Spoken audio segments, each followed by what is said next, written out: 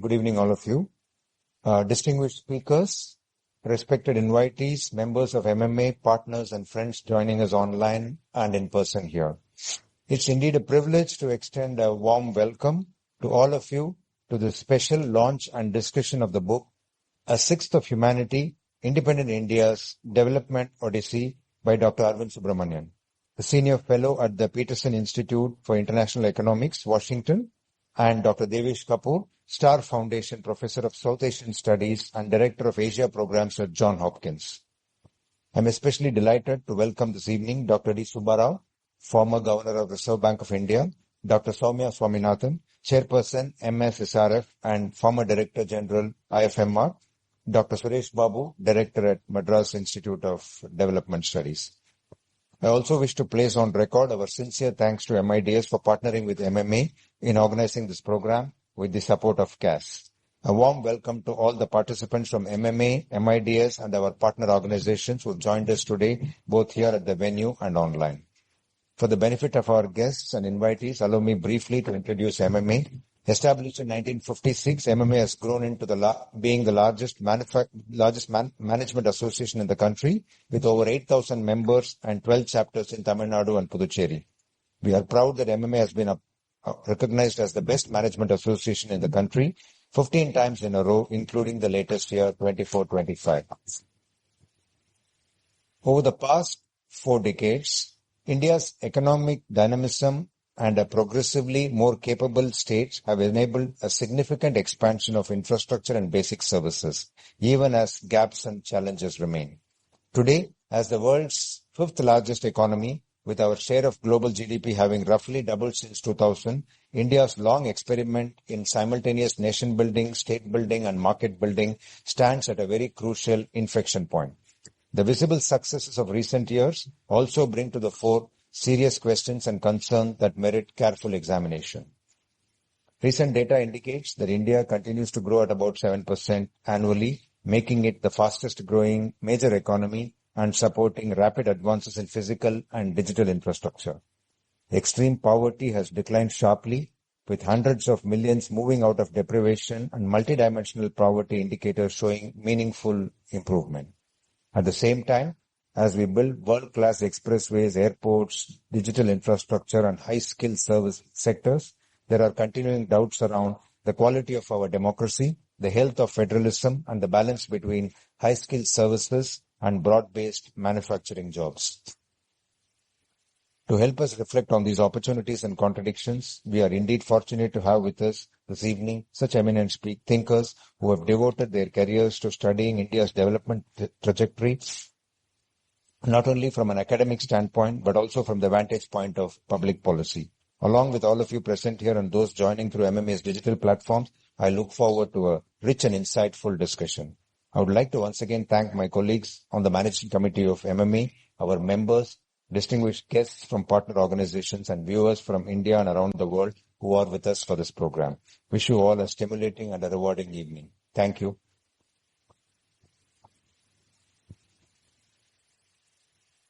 Thank you, Mr. Lakshminarayanan. Dr. Suresh Babu is the Director of Madras Institute of Development Studies and is applied specialist in macroeconomics and trade and development economics. And he is previously he was a professor of IIT Madras and has held academic positions in leading institutions including ISCC Bangalore and Gokhale Institute. And may I request now Suresh Babu to please deliver the formal introductory remarks. Mr. Suresh Babu.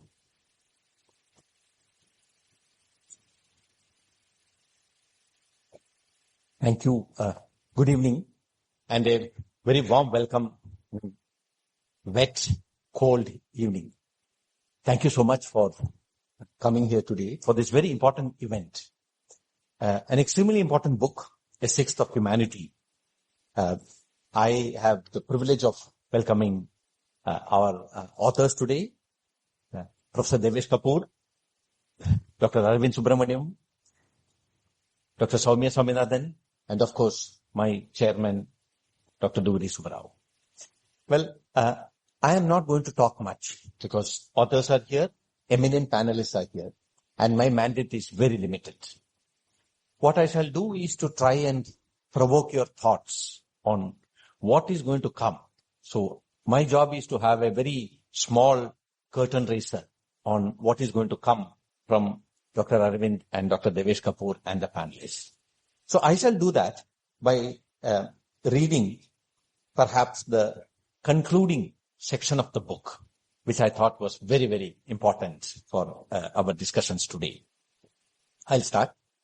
Quote, "The Indian imagination has come a long way from inefficient public sector enterprises, corrupt, low-quality PWDs, and soft, bigotry, low expectations.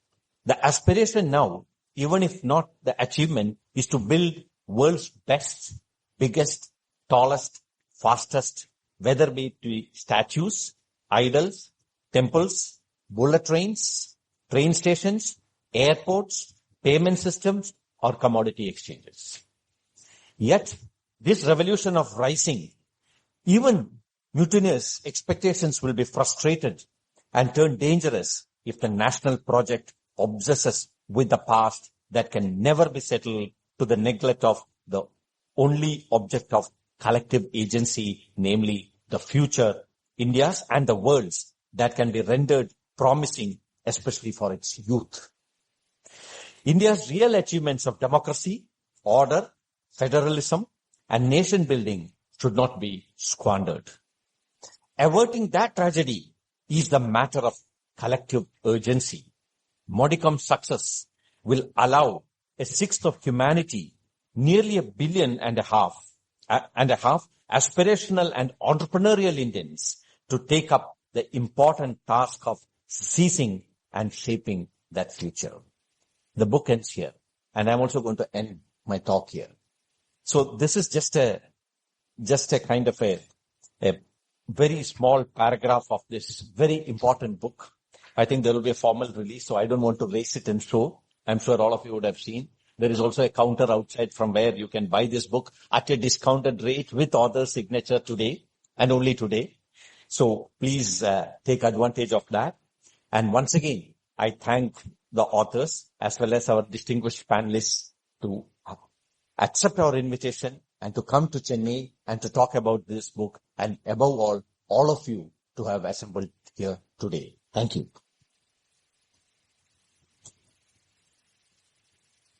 Thank you, Mr. Suresh Babu. Thank you also for joining MMA to present this great event. We are indeed privileged today. Now we come to the most awaited moment for this evening is we formally launched the book. That has been launched, but we want to take a photo of the book with the author. May I request Lakshmi also join me on stage, and may I request you please step forward and do the honor of the book.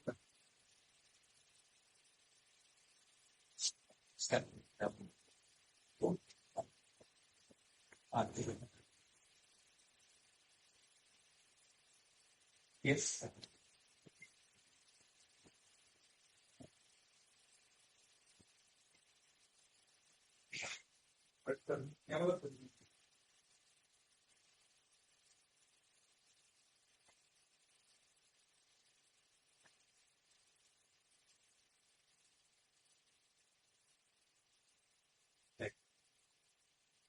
Thank you. Thank you so much, sir.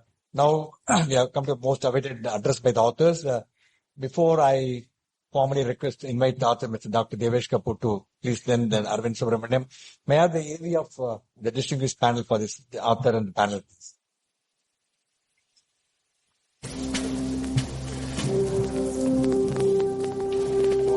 Dr. Devesh Kapoor is the Star Foundation Professor of South Asian Studies and Director of Asia Programs at Johns Hopkins University.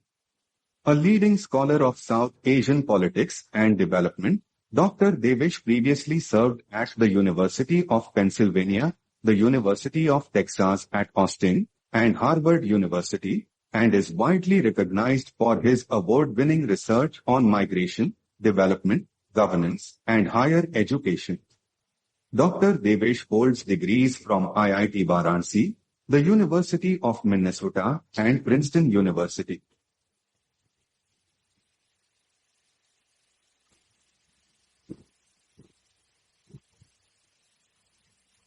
Dr. Arvind Subramanian is a senior fellow at the Peterson Institute for International Economics and former chief economic advisor to the Government of India.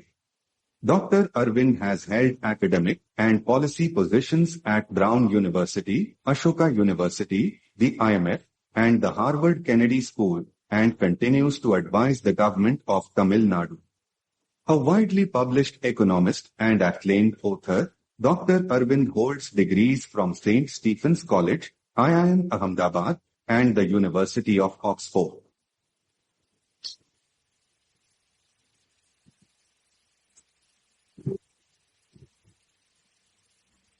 Dr. Soumya Swaminathan, Chairperson of the M.S. Swaminathan Research Foundation and former Director General of ICMR, is a globally recognized pediatrician and expert in tuberculosis and HIV research, who also served as the WHO's first chief scientist. With over 4 decades of clinical and research experience, Dr. Soumya has played pivotal roles in shaping national and global health policies and continues to advise the Government of India on TB elimination. A fellow of leading science academies worldwide, Dr. Soumya has authored extensive scientific work and holds honorary doctorates from premier international institutions.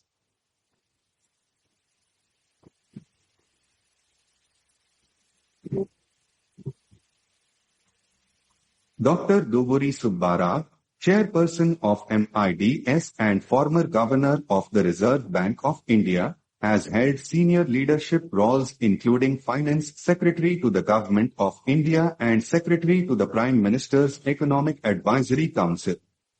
A distinguished IAS officer and former lead economist at the World Bank, Dr. Subbara has contributed extensively to public policy and economic governance. Dr. Subbara holds degrees from IIT Kharagpur, IIT Kanpur, Ohio State University, MIT, as a Humphrey Fellow, and a PhD from Andhra University.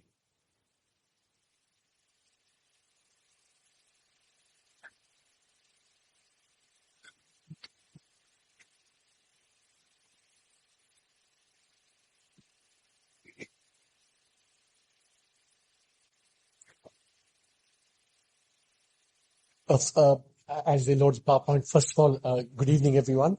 Devesh and I would first like to extend our gratitude and appreciation to Suresh Babu, MIDS and a friend, and Captain Vijay Kumar and the Madras Management Association for kindly hosting this event.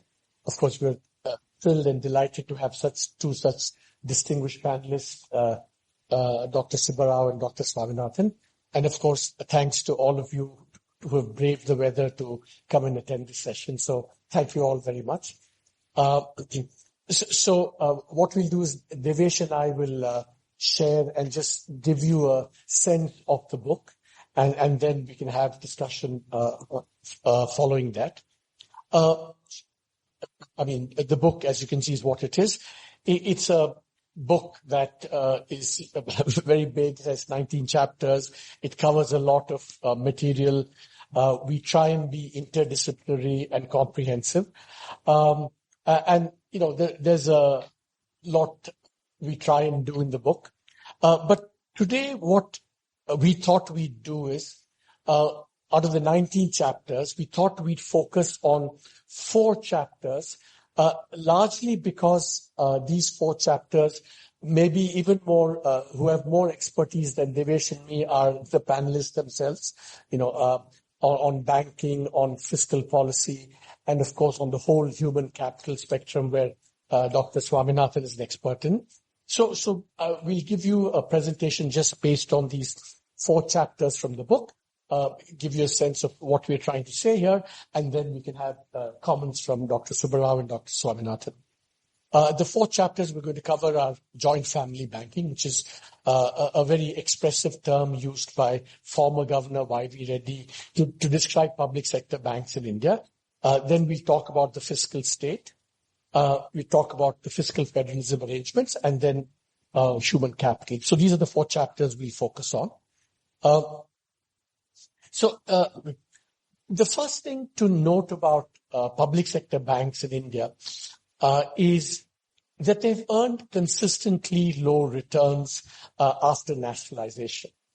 Now, one of the things we try to do in the book, throughout the book, is we try and present as much as possible data spanning from 1950 to the latest period so that you can get a good historical view of what has happened on all these indicators.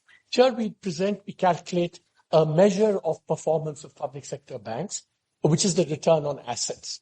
And this is plotted after 1970 because, as you know, one of the really signature policy changes in India that occurred was in 1969 when Mrs. Gandhi nationalized 14 public sector banks, 14 private banks into public sector banks. So the red line shows the return on assets for the private banks, and the dark line shows the return on assets on public sector banks. Now, in all these things, when you measure performance, there has to be some benchmark. Warren Buffett famously provided a benchmark for banks. He said basically banks that earn a return on assets of about 1.3, they're doing well. And here we wanted to be conservative in our benchmark. We said, okay, let's just, take that down and say if the benchmark were 1%, how does the public sector performance, public sector banks compare against that?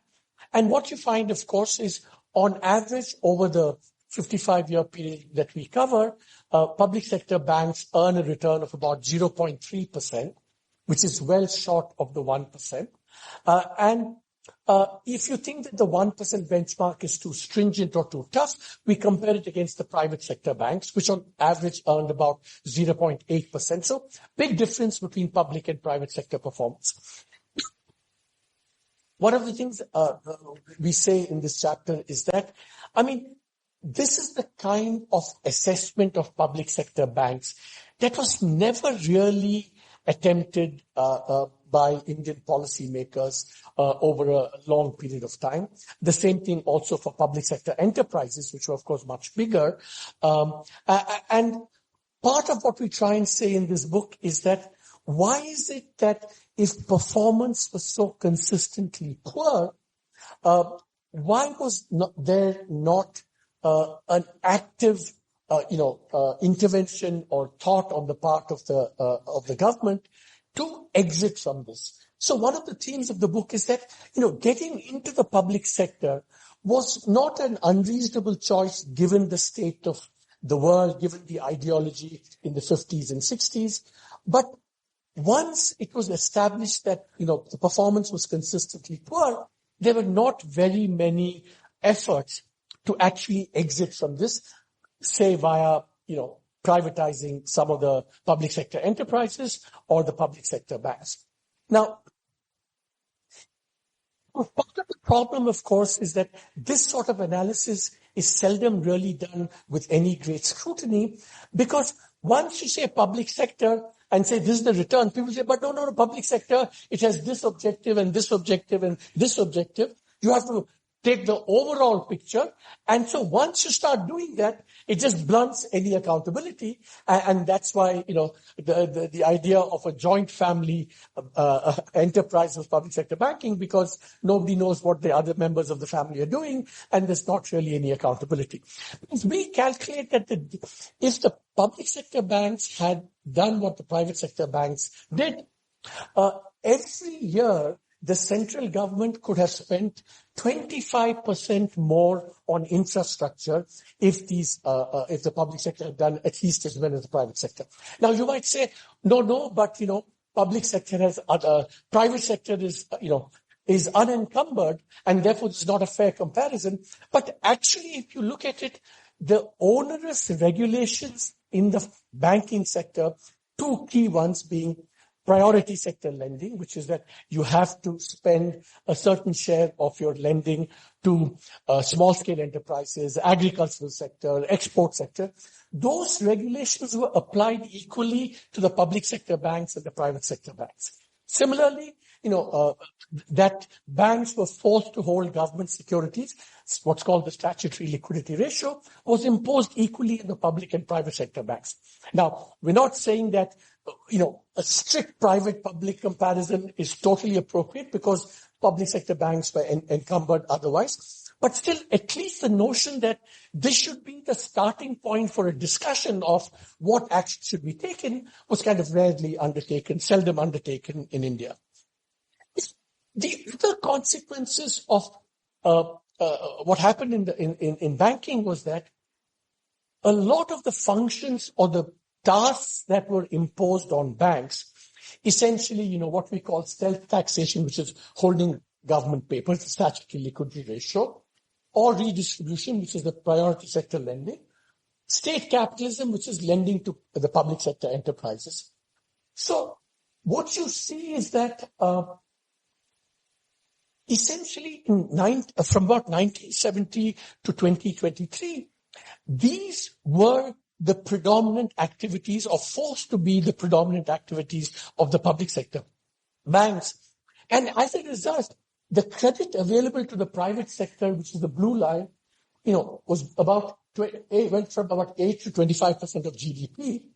But if you look at it compared to what China or Korea did, it's a fraction of the credit that was extended to the private sector by banks in those countries. So in a sense, the kind of functions and roles imposed on public sector banks forced or allowed very little credit lending for the commercial sector, and therefore to finance manufacturing and industrialization in India. And this was quite a pretty high cost of public sector banking. And essentially, you should have had exit by the government through privatization or some other form of intervention. But in fact, exit has happened, but by private sector agents, depositors and creditors shifting from public sector banks to private sector banks over time. So, for example, at the time of nationalization, 95% of credit and deposits were held by public banks. And over time, it's come down to about 60%. So, almost involuntarily, without public sector, any conscious policy action, we have had exit, but only by default. So this is something that, we can talk about public sector banks going forward. The other chapter we have is something on the fiscal state. How did the Indian state perform on fiscal policy? And we call this chapter the Kamadhenu fiscal state for a particular reason, and I'll explain that. I keep that as a mystery till the end.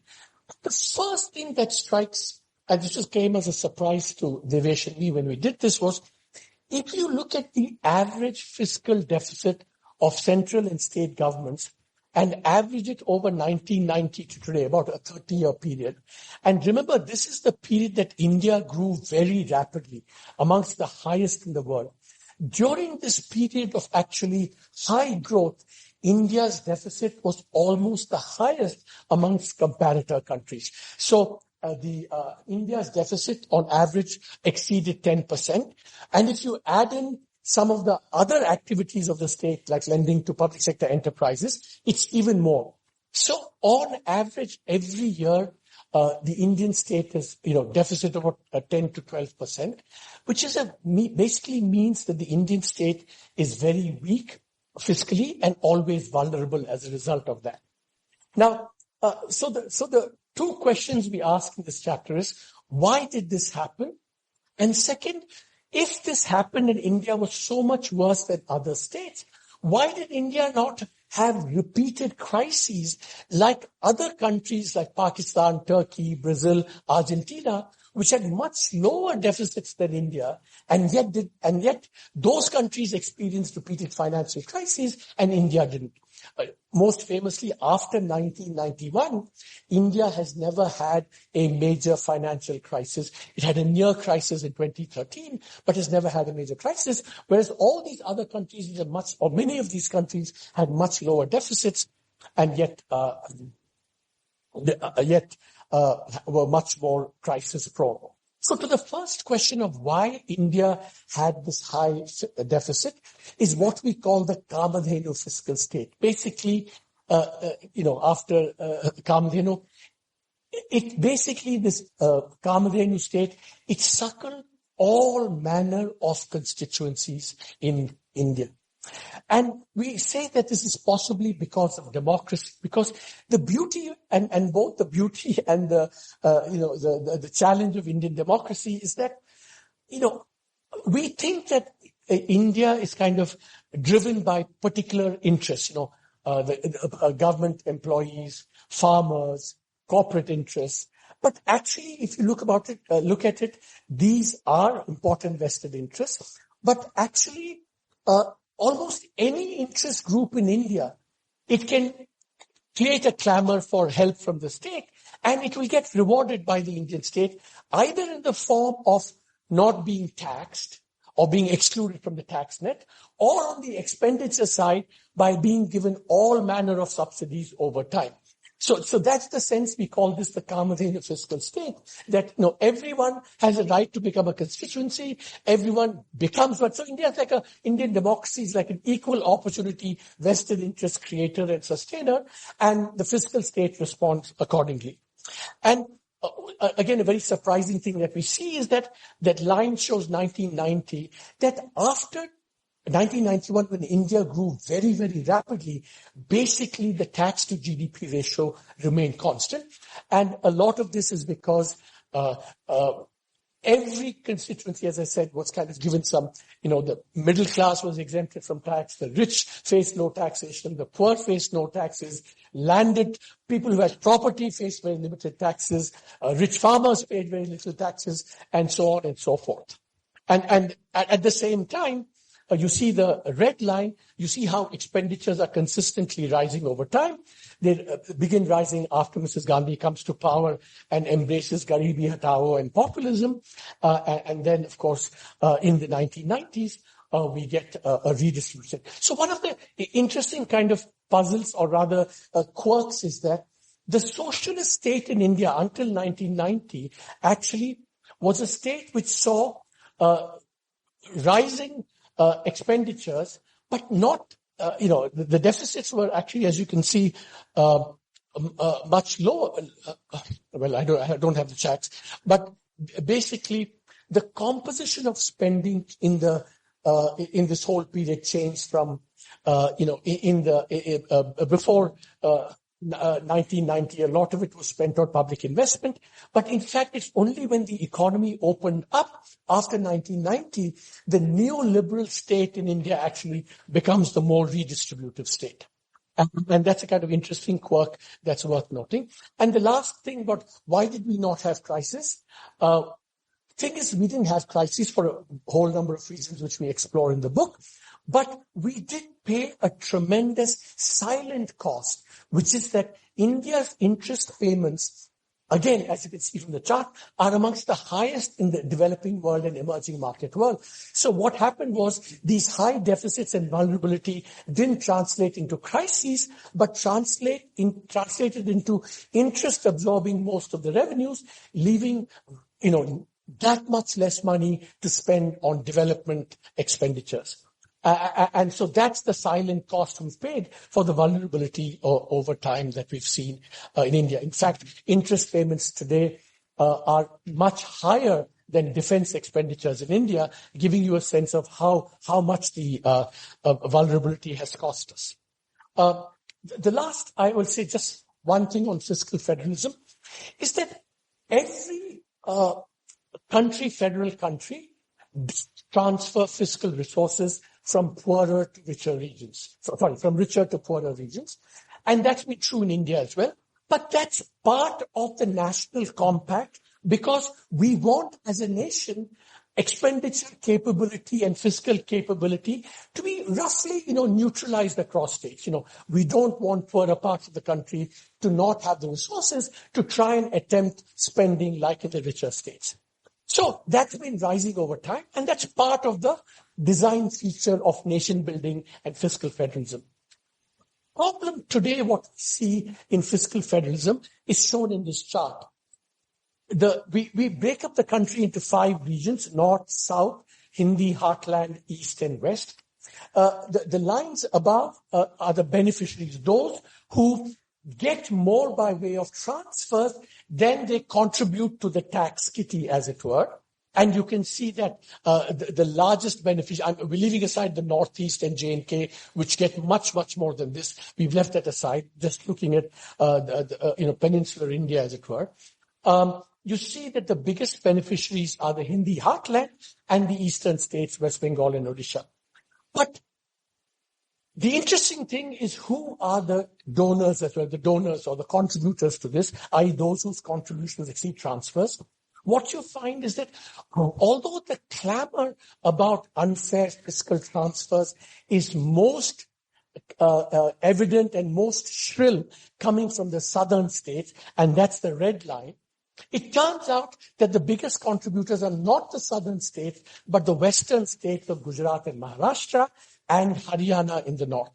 So it is not the case that, it's the south.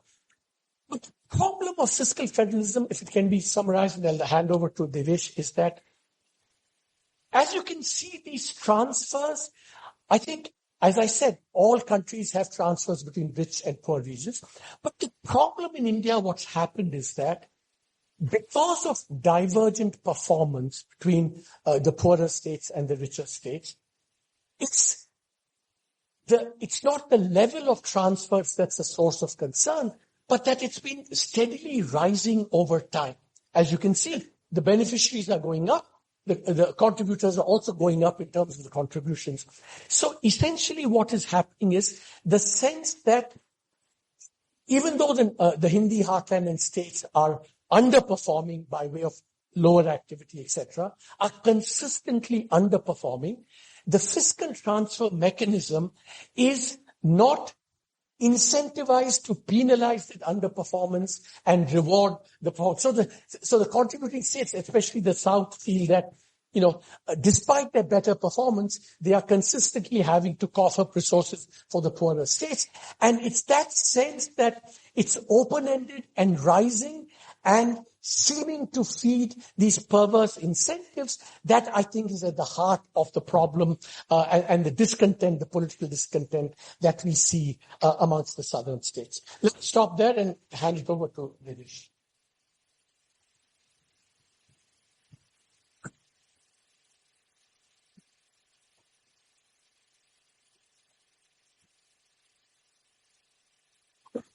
So I'm going to continue what Halvin said, to think about federalism. So normally the usual debate on federalism in India is about centralization, that between tier 1, which is Delhi, vis-a-vis the states. But actually what we show in the book is there's far greater centralization within states. In other words, between tier 2 and tier 3 of government. So this chart shows you the distribution of government employees across 3 levels of the government in the 3 largest countries in the world: China, India, and the United States. What you'll see is that most employees in China and the United States are at the central level and at the local level. India is the opposite. Most employees are at the state level, meaning at tier 2. And one of the reasons, of course, that our local bodies, and especially our urban local bodies, perform poorly is because they are so under-resourced in both staff and finances because of the degree of centralization within states.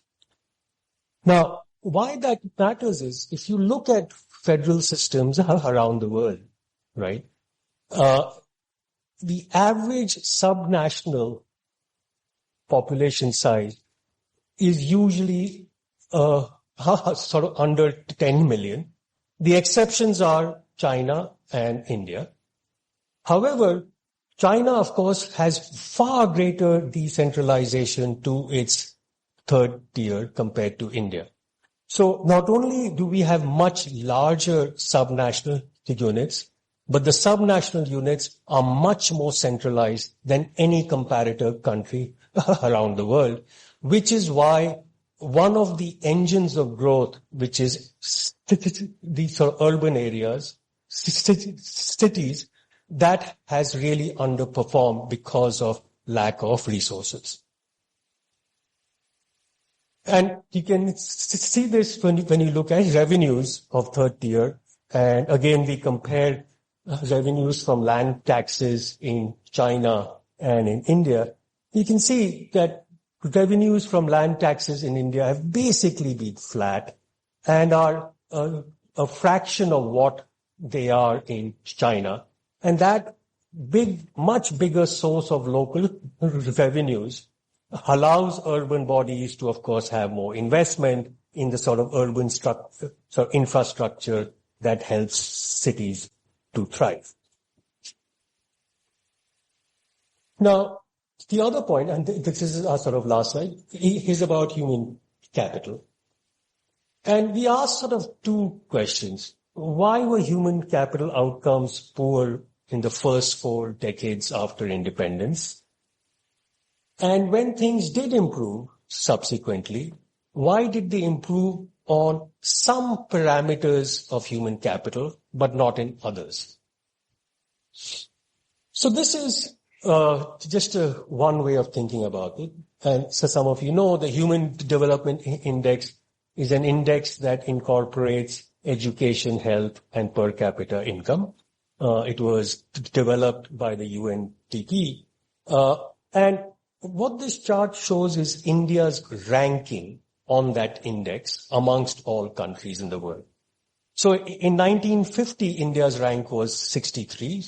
The lower the rank, the sort of larger the number, the lower the rank of the country. Then by 1990, India's ranking deteriorated and it moved down from 63 to 79.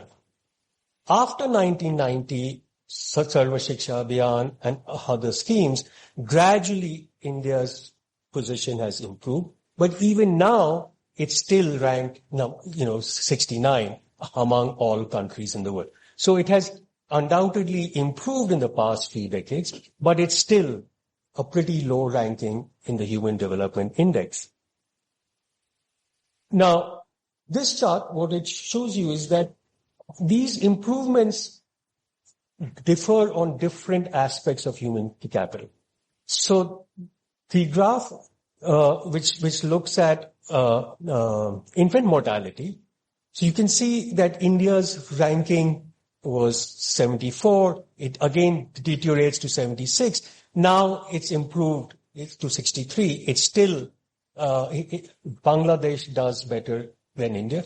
These rankings are for 3 periods of time, in the 1960s, around 1990, and the mid-2010s. However, when you look at the other chart, which is on child stunting, you see that India does much worse in its rankings on child stunting than it does on infant mortality. And child stunting is still exceedingly high in India, and its ranking has somewhat improved, but really much more marginally relative to the larger improvements in infant mortality. We see something similar when we look at schooling. So schooling, so one chart is about the percentage of like women who have completed 6 years or more of education. And you can see that in India, especially after the mid-1970s, gradually there's been a steady increase in the percentage of like women who have at least completed 6 years of schooling. However, learning outcomes have not only not improved, they've actually declined. And that's the chart on the other chart, which is the expected literacy of women who have completed 5 years of schooling. And what you see is that more and more women are going to school and staying in school, but the learning outcomes have not improved and in fact may well have even, declined. So one of the things that we sort of explore in the book is these differential outcomes and what might sort of explain them. Now, we focus on sort of two plausible explanations. One is there was lack of resources. And to do that, one of the ways we show that is in the chapter on state-owned enterprises. I think for the first time, we've computed what was the actual financial cost of India's state-owned enterprises over from 1960 to now, actually from 1970 to 2020. And what we find is that essentially the sort of losses of state-owned enterprises at the central level and at the state level, the central level, it was about 0.5 to 1% of GDP annually. At the states, it was even larger. And when you look at the opportunity cost of these massive fiscal losses, the opportunity, because the center spends more on infrastructure, the states are responsible constitutionally much more for health. What you can see is that the losses on the state-owned enterprises exceeded their entire health expenditure. Effectively, the health expenditures could have been doubled if they did not have these losses consistently for half a century on state-owned enterprises. But there's a second explanation as well, which is policy priorities. So this is a chart that shows primary, spending on students by states. And what you'll see is that it's not that the richest states, this is from the mid-1960s, that it's not that the richest states spend most. The three southern states, Tamil Nadu, Kerala, and Andhra, they were in the mid-60s in the middle of the per capita income, but they had the highest expenditure on primary education, which was a reflection of policy priorities, because of course they were not the richest states. So part of the explanation lies in, you could argue that the entire explanation lies in priorities. If you insist on spending year after year and throwing money down the drain on state-owned enterprises that continue to make losses, you will not have the resources for the necessary public goods that the state is supposed to provide. We'll end there and we'll wait for your answer. Thank you.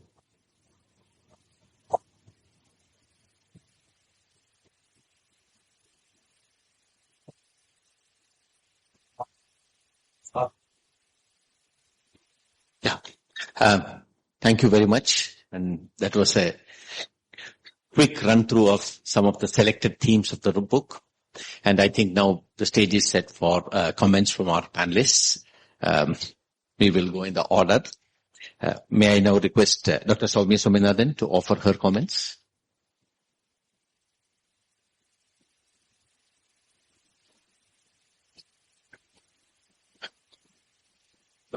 Thank you very much for including me in this very interesting discussion. And I know that in this limited time, you've been able to touch on very limited aspects. It's really a rich source of information, this book. Must congratulate you both, the extensive research that's been done. And it's a wealth of data, I think, and it's going to take a long time for any of us to read it and digest all the information in it.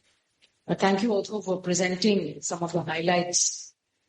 And obviously my interest is, I'm not an economist, I will not talk about those aspects, but the human capital aspect which you highlighted, which I have also been very concerned about, the state of human capital today in the country. And given the state of human capital, where are our priorities and where should they be? Of course, it's, I don't have the answer to the question posed historically as to why we did not invest more in primary education or in primary health care, given that most of the countries in our region and Southeast Asia, I think the ones that have done economically very well, they did it, by investing in primary education. I think India had a system for health. At least there was a commitment right from 1946 of trying to provide healthcare to all, but the way that the system evolved, and primary healthcare was a component of this. There was a commitment to universal health coverage, but I think we ended up spending more on tertiary healthcare and building institutions. Obviously, those are also needed to provide care to people who are already sick.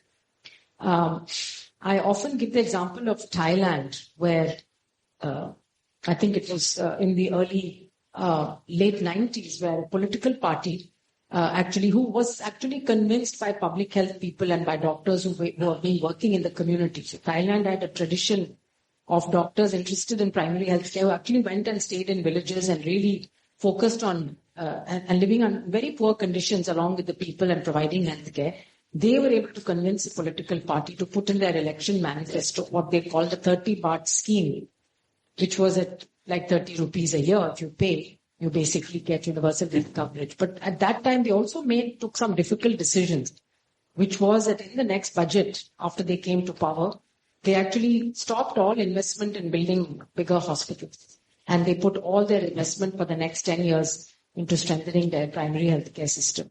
And so today, Thailand has really one of the most impressive primary healthcare system. And I have been there to see right from the village level where somebody who can get peritoneal dialysis at home, high quality, the person can actually live a very good quality of life for a prolonged period, to the different levels of healthcare and how the referral works. And they invested in institutions. So I think one of the lessons that I take away from this is, firstly, how do you prioritize? You need also, it has to be based on evidence and science and informed by experts. But ultimately, there'll have to be a political push. And sometimes a decision would have to perhaps be a bit shocking. I mean, I'm sure it was shocking for the Thai public that there will be no more development of tertiary institutions for a matter of 10 years. So you need that.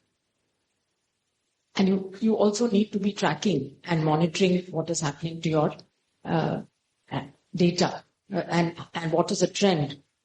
So I think this whole process of learning from data, India has, of course, been, for a long time, we've been lauded for the quality of our data. We've had very good systems and institutions. But using that data to learn, we do the National Family Health Surveys every 5 years, for example. There's enough opportunity to make course corrections. And it has been done. It's not that nothing was done. There was the National Health Mission, which was launched in 2005, which is when the whole concept, again, of the community health workers, the ASHAs, and so on, to try to strengthen that primary healthcare delivery. But I think we're still far away from that. One of the issues, I think, is the state and center, and health falls actually in the concurrent list. So it becomes a state responsibility. And therefore, if it is a state responsibility, then I think we need much more decentralization to the state level. But I totally agree with you that I think one of the things that's holding us back is the lack of the fiscal devolution to the third level of governance, along with accountability and responsibility for delivery of services. So most of the panchayats, except for exceptions like Kerala, I think really don't play much of a big role in the social sector. They're not involved in monitoring how health or education is being delivered. They're not creating the demand, and therefore even the planning that they do is very lackadaisical. It's not based really on the needs. And we've had some recent experience in Odisha of working with panchayats across one district, trying to develop a model Gram Panchayat development plan. But we found it was an uphill task because they've never really taken it seriously and done it. Neither do they have any expectations that even if they develop a good plan, that they will get the resources actually to meet those. So it's a chicken and egg situation. But I think we can learn obviously so can states learn from other states? Why do we have to take so many years and repeat all the mistakes? How to devolve power to the panchayats and local urban bodies? Well, we have the example of Kerala. Similarly, Tamil Nadu has built a very good public health system. Not that we can't do better in Tamil Nadu. Yes, we can. But other states could learn. Here we've built a very good medical, centralized medical supply division, the central procurement, which saves so much of money when you actually do pooled procurement and you increase the volumes of drugs that you're procuring. You can significantly bring down the price. And the Tata Memorial Hospital recently has shown through their cancer grid program that by pooling requirement from small cancer hospitals around the country, they were able to reduce 85% the cost of cancer drugs. So we have these models which actually work. Similarly, learning outcomes. I think learning from between states is, and a couple of other points.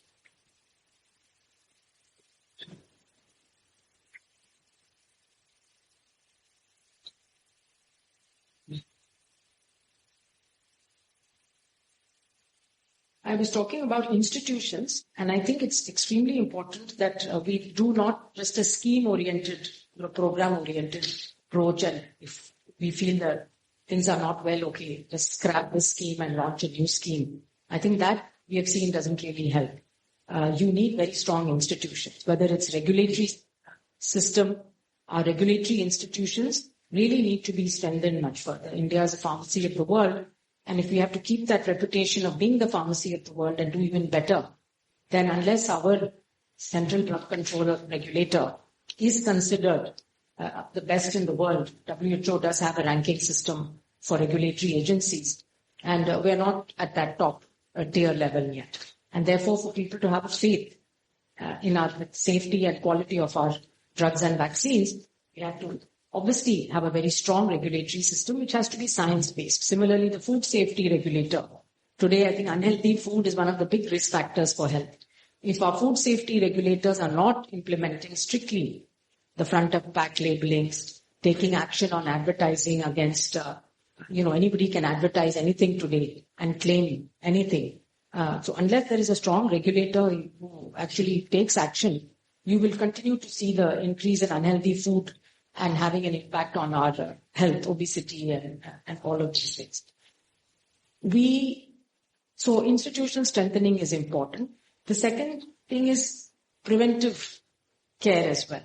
I think one of the things that you showed in your book is the stunting rates in India. Stunting is low height for age. And while our life expectancy has improved significantly, what is not improved is healthy life expectancy. So how many years of life do we live with chronic illness? That is a significant amount. So average life expectancy today is around 70,